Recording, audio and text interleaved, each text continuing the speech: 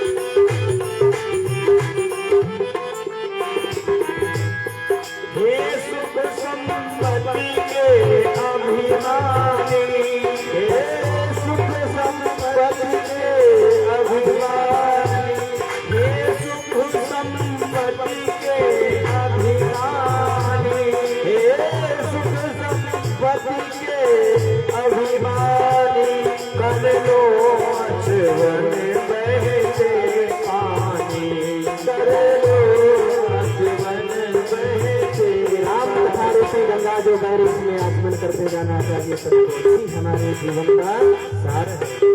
कर लो आचमन बहते पानी, कर लो आचमन बहते पानी, यहाँ 4 दिनों की मेहमानी, यहाँ 4 दिनों की मेहमानी, सत्संग करो सत्संग करो, चाहे अवसर फिर नहीं मिलने का, सत्संग करो प्रभु भजन करो, ये अवसर फिर नहीं मिलने का, सत्संग करो सत्संग करो।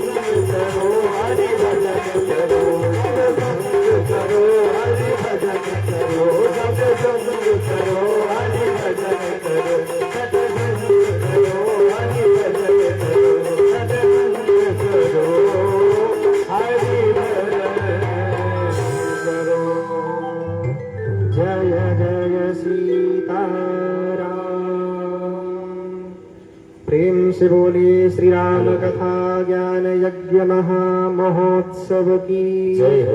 जगत जननी अम्बे मातु की जय हो। शारदीय नवरात्र की जय हो।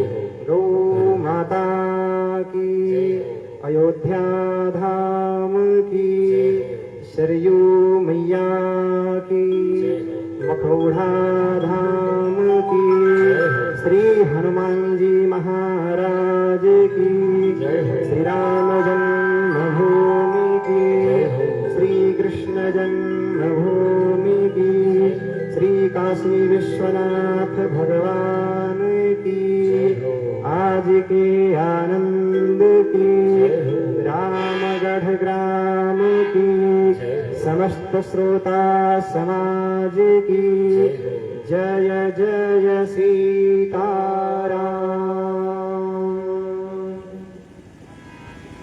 यह अवसर फिर नहीं मिलने का, सत्संग करो सत्संग करो। भगवान इतनी बड़ी कृपा किए हम सभी के ऊपर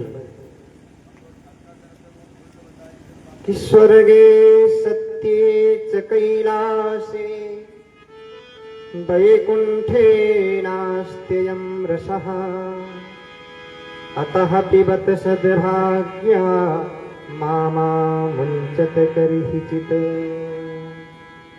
जो कथा देवताओं को भी दुर्लभ है, सहज रूप से देवता भी जिस भगवान की कथा को प्राप्त नहीं कर सकते, आज इस भयंकर कलिकाल में आप सभी को सहज रूप से आपके इस दिव्य ग्राम में क्षेत्र में भगवान की दिव्य कथा रूपी गंगा प्राप्त हो रही है। और जो परम सौभाग्यशाली हैं वो किसी ना किसी रूप से इस बहती हुई कथा रूपी गंगा में गोता भी लगा ही रहे हैं। इससे बड़ा हमारे जीवन का सौभाग्य क्या हो सकता है।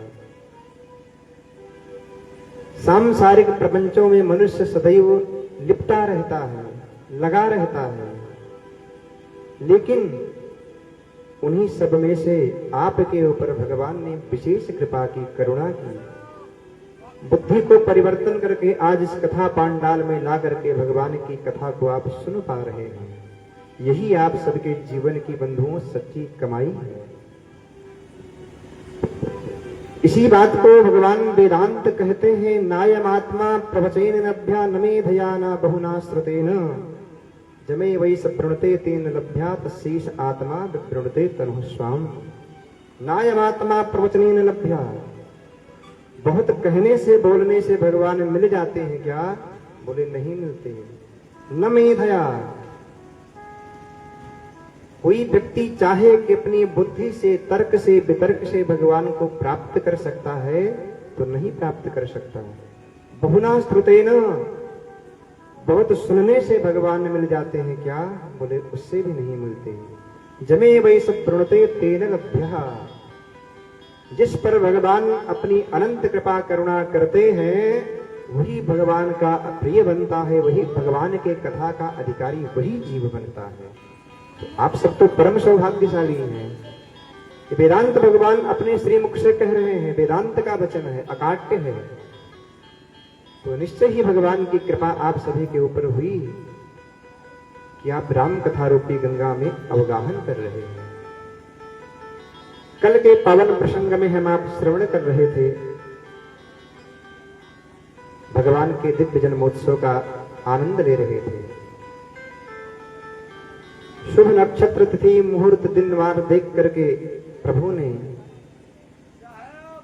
राजा दशरथ माता कौशल्या को चुना है और अयोध्या में भगवान कल इस कथा के माध्यम से जन्म लेते हैं। भगवान ने वरदान दिया था कि जाओ देवताओं, मैं अपने अनुचरों, अपने आयुधों के सहित आऊंगा। इधर तो बड़े धूमधाम से अयोध्या के राजमहल में उत्सव गान चल ही रहा था। महाराज दशरथ के आनंद का ठिकाना नहीं था। जो चक्रवर्ती सम्राट जिसने अपने जीवन में सारे ऐश्वर्य को, सारे भोगों को भोगा हो और उसके जीवन में पुत्र जैसा अभाव हो, और जब उसके चतुर्थपन में वृद्धावस्था में उसको पुत्र प्राप्त हो, वो भी कैसा पुत्र स्वयं परब्रह्म परमात्मा ही जिसके यहाँ पुत्र के रूप में जन्म लिए हो, एक सामान्य व्यक्ति के यहाँ प्रतीक्षा के बाद यदि बालक आता है तो उसकी खुशी का ठिकाना नहीं रहता। वो सोचता है कि मैं क्या पाऊं, किसको क्या दान कर दूं, कितनी धन संपत्ति अपनी लुटा दूं। और जिसके यहाँ स्वयं परम पिता परमात्मा ही बालक के रूप में आए हों, इतनी प्रतीक्षा के बाद में आपके समीप में ही यज्ञ किया गया, अग्निदेव ने प्रकट होकर के चरु दिया, उस चरु को माध्यम बना करके भगवान आए। तुलसीदास जी कहते हैं, जो पावा राखा नहीं काहू, दशरथ जी ने मानो आज अपना सर्वस्व लुटा दिया हो, अपने आप को भी दान दे दिया महाराज दशरथ ने। यह आनंद उत्सव थमा नहीं था कि तब तक दूसरी दासी दौड़ करके आई, महाराज बधाई हो बधाई हो। बोले अब क्या हुआ? बोले महारानी कैकेयी ने सुंदर पुत्र को जन्म दिया है। महारानी कैकेयी महाराज दशरथ को अत्यंत प्रिय थी। सुन करके महाराज दशरथ अपने हार को तोड़ करके उस दासी की तरफ फेंक दिए, उछाल दिए। अपने समस्त राज खजाने को, कोष को महाराज दशरथ ने खोल दिया है। ऐसी धन संपत्ति अयोध्या में थी कि धनाध्यक्ष कुबेर भी जहां की संपत्ति को, ऐश्वर्य को देख करके लज्जित हो जाता था, अपना मुख मोड़ लेता था लज्जा के भय से। इधर दूसरा उत्सव प्रारंभ हो ही रहा था, चल ही रहा था कि दूसरी दासी दौड़ करके आई, महाराज बधाई हो बधाई हो बधाई हो। बोले अब क्या समाचार लेके आई हो? बोले महाराज महारानी सुमित्रा ने सुंदर एक नहीं दो दो पुत्रों को जन्म दिया। प्रेम से बोलिए चारों कुमारों की जय। अब तो महाराज के खुशी का ठिकाना नहीं। भगवान सूर्य अपने रथ को लेकर के अयोध्या के ऊपर मंडरा रहे हैं, भगवान के दर्शन के प्रतीक्षा में आतुर है कि हमारे प्रभु, हमारे आराध्य देव का दर्शन मुझे कैसे प्राप्त हो। मानो आज सारी प्रकृति स्थिर हो गई हो। जब भगवान सूर्य अपने रथ को लेकर के अयोध्या के राजमहल के ऊपर स्थिर हुए तो भला प्रकृति कैसे नहीं स्थिर हो जाएगी। जब सूर्य का रथ नहीं चलेगा तो दिन रात होगा नहीं कि मास दिवस दिवस निशी मर्म न जाना को, रथ समेत रवि था क्यों, तो निशा कवन विधि होई। जब भुवन भास्कर ही जगत को प्रकाशित करने वाले आज अयोध्या के ऊपर मंडरा रहे हैं, स्थिर हो गए, तो भला अयोध्या में रात्रि कैसे हो सकती है। बड़ा सुंदर नृत्य गान, बधाई गान चल रहा है। महाराज दशरथ हीरा जवाहरात मोड़ी मार्ग ये सब कुछ लुटा रहे हैं। महारानी कौशल्या अपने लाला को पा करके बड़ी प्रसन्न है, लेकिन भगवान सबसे पहले अपनी माता को चतुर्भुज रूप में दर्शन दिए। भगवान कहते हैं ना, जन्म कर्म च मे दिव्यम योयम यो वेति तत्वतः, मेरा जन्म और कर्म दोनों दिव्य है। महारानी कौशल्या कहती है कि हे प्रभु, मैंने प्रतीक्षा किया, मैंने इतनी तपस्या किया आपको पाने के लिए। मैं तो आपको बालक के रूप में देखना चाहती थी, आप तो आज बाप बन करके प्रकट हुए हो। हमारे संकल्प को पूर्ण करो। भगवान की तो प्रतिज्ञा है ना कि भक्त जिस भावना से भगवान को पुकारता है, प्रभु उसी रूप में परिणत हो जाते हैं। और भगवान ने जैसे माता के वचन को सुना, तैसे सुनी वचन सुजाना रोदन ठाना, कोई बालक सुर भूपा। सुनी वचन सुजाना रोदन ठाना, कोई बालक सुर भूपा। जब चरित दिखावहि हरि पद भावहि, तेना परहि भव पाया।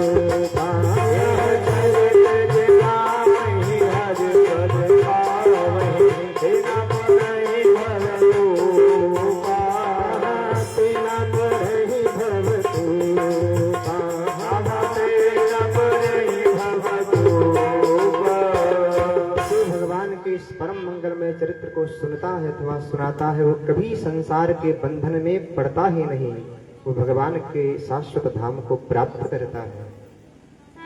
बड़ा सुंदर दिव्य गान चल रहा है। अयोध्या की महिमा को कौन कह सकता है। जहां आज स्वयं प्रभु ही बालक के रूप में अयोध्या में जन्म लिए हो, वो भी भरतलाल जी महाराज। सुदर्शन के अवतार साक्षात शत्रुघ्न जी हैं और स्वयं भगवान के जो सेवक हैं शेष जी, वही लक्ष्मण के रूप में भगवान के सेवक के रूप में अयोध्या में अवतार लेते हैं। बड़ा सुंदर बधाई गान चल रहा है बंधुओं। इतनी प्रतीक्षा के बाद में जहां एक पुत्र के लिए महाराज दशरथ तड़प रहे थे, आज वहां मानो धर्म अर्थ काम और मोक्ष के रूप में महाराज दशरथ के यहाँ चारों पुरुषार्थ प्रकट हो गए हैं। सखियां सुंदर बधाई गाने कर रही हैं, महाराज दशरथ नृत्य कर रहे हैं, अप्सराएं नृत्य कर रही हैं। अयोध्या की खुशी का आज ठिकाना ही नहीं। तो दो पंक्ति में हम सभी बधाई गान करेंगे, उसके बाद आगे की कथा में प्रवेश करेंगे। बधैया बाजे आंगन में, बधैया बाजे आंगन में, बधैया बाजे आंगन में, बधैया बाजे, बधैया बाजे, बधैया बाजे, बधैया बाजे, बधैया बाजे आंगन में, बधैया बाजे आंगन में। चंद्रमुखी मृग नयनी अवध की, चंद्रमुखी मृग नयनी अवध की, चंद्रमुखी मृग नयनी अवध की, चंद्रमुखी मृग नयनी अवध की। ढोलक ताने रागने में, बधैया बाजे आंगन में, बधैया